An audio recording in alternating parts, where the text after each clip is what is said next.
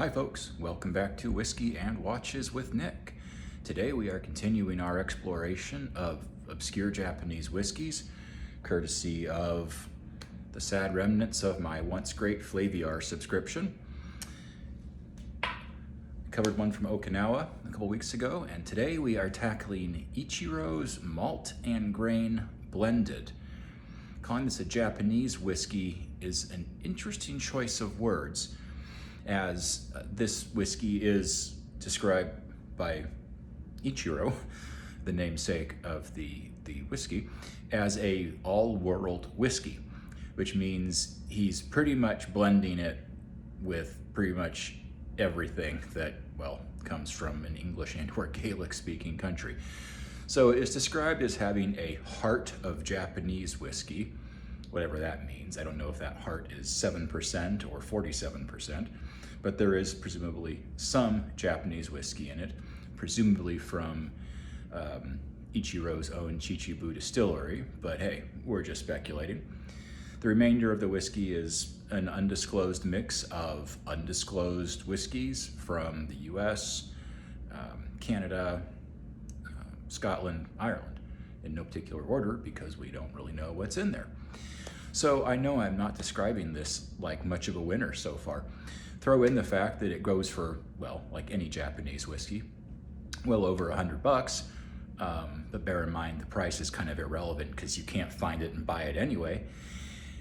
And we have a whiskey that I would not normally be drinking for a wide variety of reasons. That said, the beauty of Flaviar, and no, I'm not affiliated, although that would be rad. The beauty of Flaviar is that you get pushed beyond your regular boundaries, and that is sure as the hell happening tonight. This is a very complex, very dynamic whiskey. There's just a lot going on here. And it seems to change its mind every 2 or 3 minutes. I'm not kidding. I think this whiskey might be sentient. My God, it's become self-aware. So, on the nose,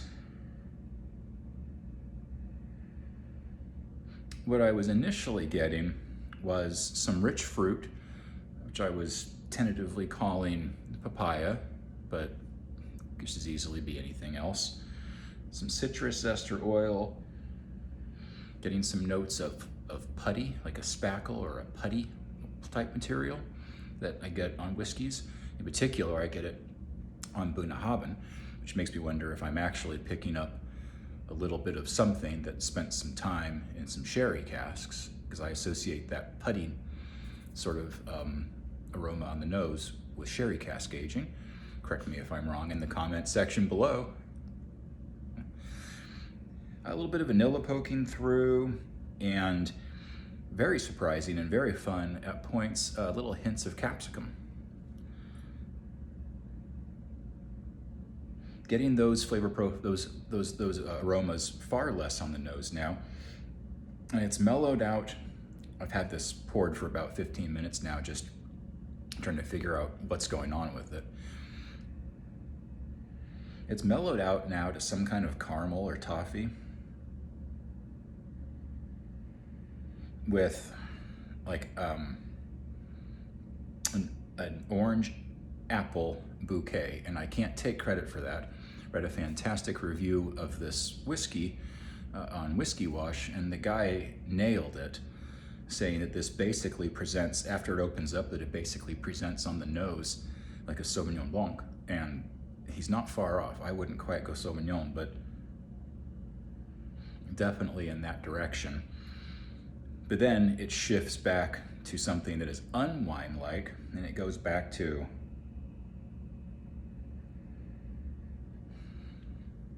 I don't know, going back to some caramel and toffee notes. Let's get it on the palate and see what happens.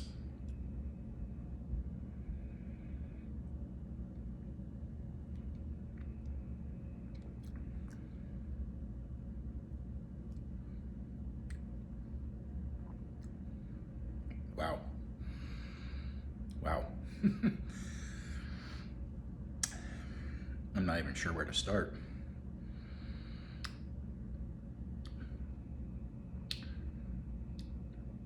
Not even sure where to start. Orange, some toffee, minuscule hint of something vegetal, not quite peaty. There's definite pepperiness, even, again, a little capsicum spiciness.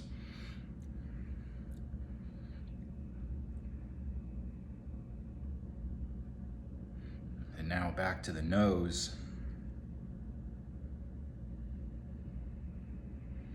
The sherry notes are coming on very strong again now.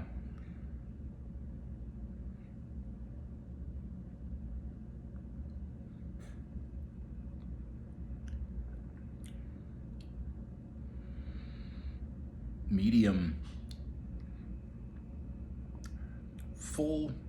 full mouthfeel. As you can see, this has some pretty solid legs on it, and it is providing a pleasantly oily mouthfeel. Gosh, I would love to know what Akuto-san is putting into this blend. Wow. So you may know that I'm doing, well, that I've begun a best of the blends sub-series within my channel, where and so far I've only done one whiskey, which was my beloved J&B. I'll be hitting Grant's probably tomorrow or Thursday at the latest. I didn't want to include this in the best of the blends because the best of the blends is focusing primarily on value whiskeys, or at the very least whiskeys that are readily available in most liquor stores in most parts of the world. This is a Japanese whiskey, so like I said, it may as well not even exist in a retail sense. So covering it as its own, as an extension of the exotic Japanese whiskey series that I have the opportunity to do because of my Flaviar vials. I don't even know what to make of that. It's excellent, certainly, but it's really kind of a chimera of a whiskey.